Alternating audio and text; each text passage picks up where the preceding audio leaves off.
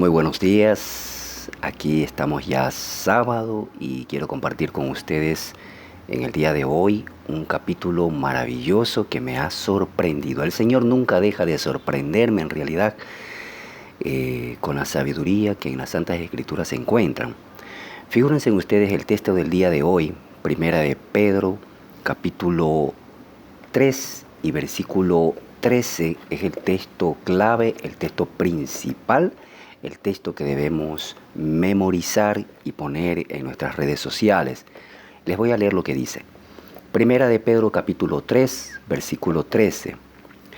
¿Y quién es aquel que os podrá hacer daño si vosotros seguís el bien?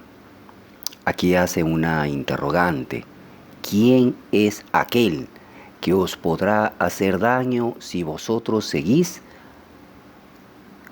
el bien?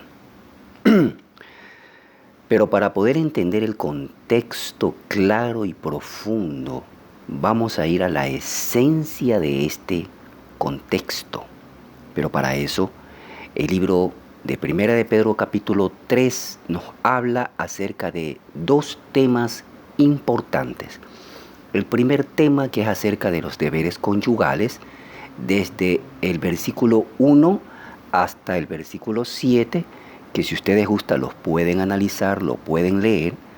Y el segundo tema, disculpen que estoy un poquito con la garganta, habla acerca de tener una buena conciencia y es lo que viene relacionado con el versículo 13, desde el versículo 8 en adelante hasta el 22.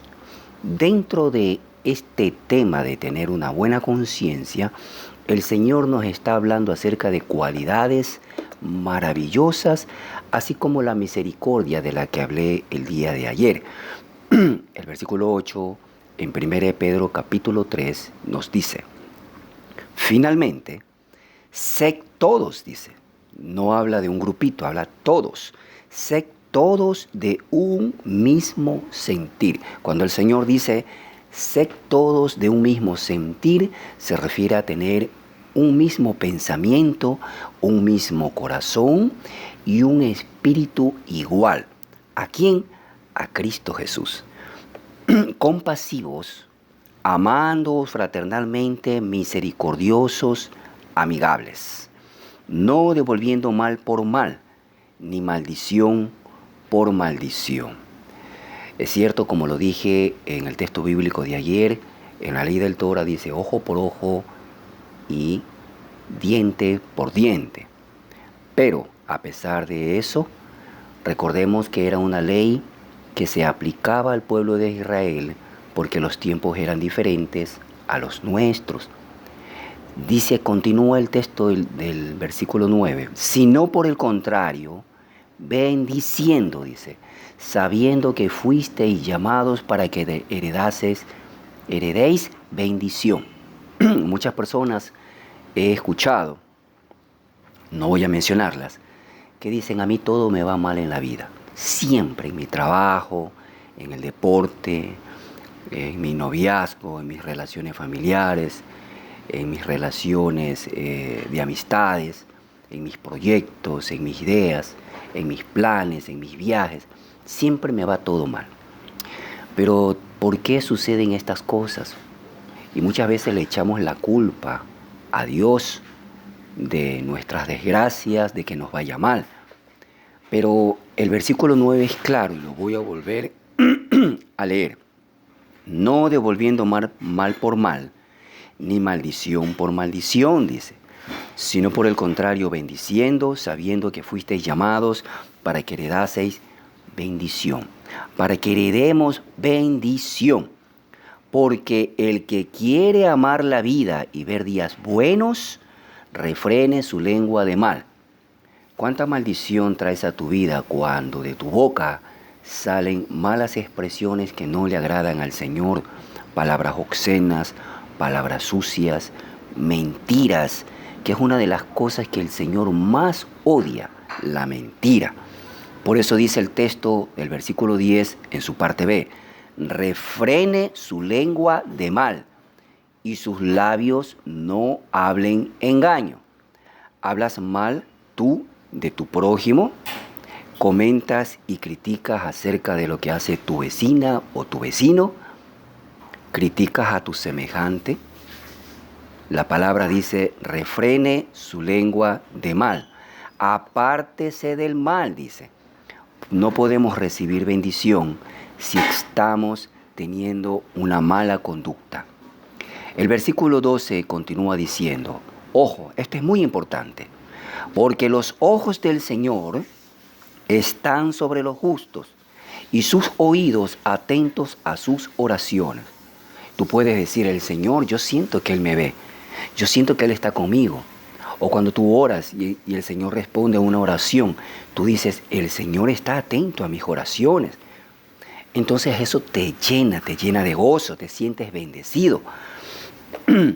Porque los ojos del Señor están sobre los justos y sus oídos atentos a sus oraciones.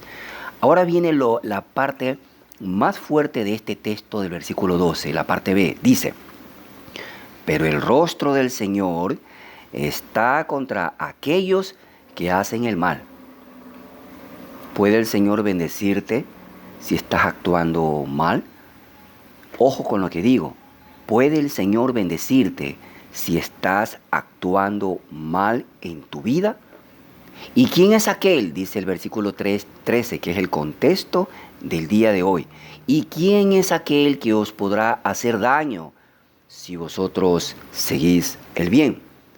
Si nosotros seguimos a Cristo, que hacía el bien, y somos imitadores de Cristo Jesús, y hacemos el bien, dice aquí la palabra que seremos bendecidos. Ahora bien, continuando con la lectura desde el versículo 14 de este capítulo 3, dice, mas también si alguna cosa padecéis por causa de la justicia, porque en realidad puede suceder, ¿no es cierto? Bienaventurados sois. Si nosotros padecemos calamidades, necesidades, hambre, sed, injusticia por parte de las autoridades hacia nosotros, si padecemos estas cosas, noten lo que dice aquí el versículo 14. Mas también si alguna cosa padecéis por causa de la justicia, bienaventurado sois. Y alguien puede decir, pero ¿cómo va a ser bienaventurado? Si está pasando calamidades, está pasando desgracia, no tiene trabajo, está pasando hambre, está enfermo, está en su lecho de dolor, se le ha muerto un familiar. ¿Acaso eso pueden ser bendiciones? Nota lo que nos dice el Señor. Por lo tanto, no os amedrentéis por temor de ellos, ni os conturbéis. El Señor dice que no debemos temer de estas cosas. Es importante que un cristiano no tenga temor de este sistema inicuo de cosas. Nuestra fe tiene que estar puesta en Jehová, en el Dios altísimo y soberano. El 15 continúa diciendo, si no, dice, a pesar de las cosas que muchas veces pasamos, el 15 dice, si no, santificad a Dios el Señor en vuestros corazones. Por eso es que la palabra dice que los verdaderos adoradores de Cristo Jesús o de Dios adorarán a Dios en espíritu y en verdad. Se refiere a eso. Santificad a Dios en vuestros corazones, dice la palabra. Y estad siempre preparados para presentar defensa con mansedumbre y reverencia. ¿Qué quiere decir? Presentar defensa con mansedumbre.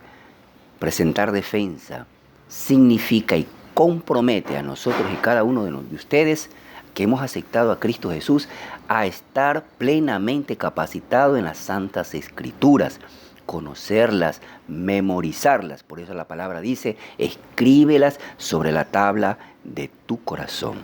Debemos conocer la palabra de Dios. ¿Cómo podemos defender la palabra de Dios? ¿Cómo podemos hablar de la palabra del Señor? ¿Cómo podemos dar una explicación bíblica ante alguien que tenga un problema o una duda o que nos diga, pruébame lo que dice, pruébamelo con la Biblia? Si no tenemos el conocimiento, la madurez necesaria de las Santas Escrituras, no vamos a poder cumplir con este requisito que menciona el versículo 15. Y está siempre preparados para presentar defensa con mansedumbre y reverencia ante todo el que os demande razón. ¿De qué? De la esperanza que hay en nosotros. Ah, tú tienes esperanza, a pesar de que estás pasando calamidades. A ver, pues, pruébame con tu palabra que lo que te está sucediendo es bíblico. Entonces nosotros debemos estar capacitados, teniendo buena conciencia para que en lo que murmuran de vosotros, como de malhechores, sean avergonzados los que calumnian vuestra conducta en Cristo. Porque mejor, dice la palabra en el versículo 17, porque mejor es que padezcáis haciendo el bien, si es que la voluntad de Dios así lo quiere, que haciendo el mal.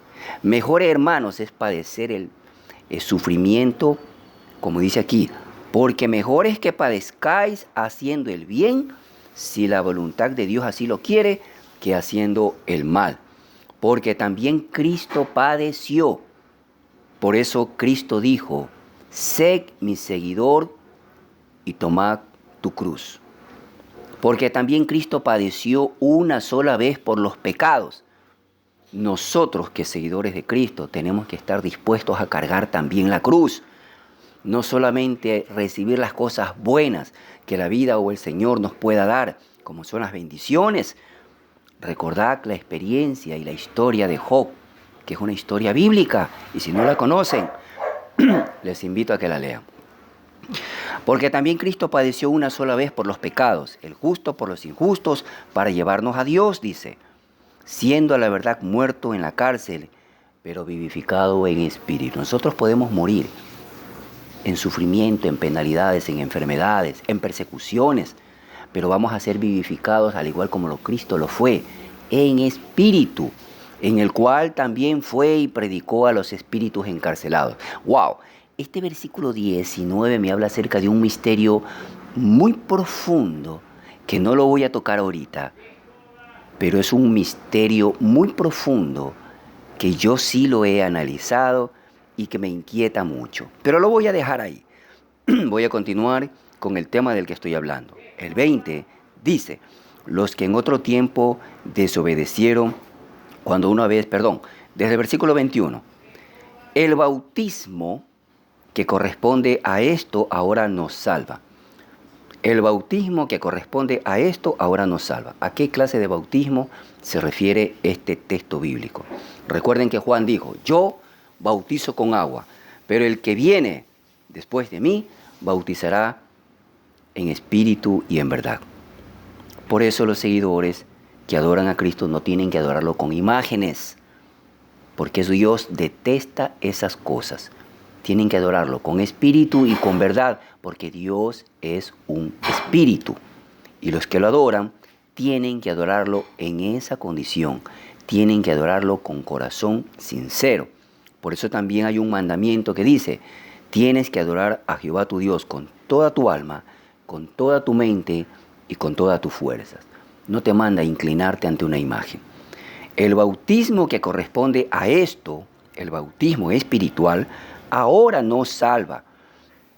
Claro, cuando tú aceptas a Cristo en tu corazón, tu vida es cambiada, llegas a ser una nueva criatura.